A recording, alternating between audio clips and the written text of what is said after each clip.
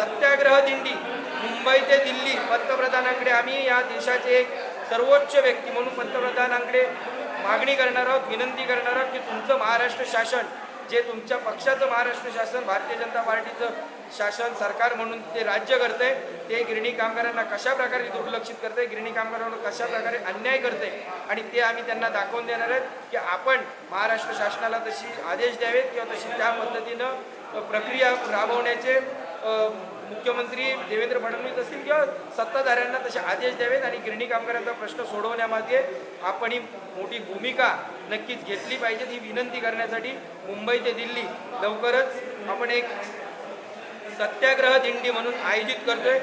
गिरणी कामगार मुंबईपासून दिल्लीपर्यंत नक्कीच चालत जाईल। मुंबई ते दिल्ली ही दौरा गिरणी कामगार लवकरच करतील, या भूमिका मात्र आज घेण्यात आलेल्या आहेत।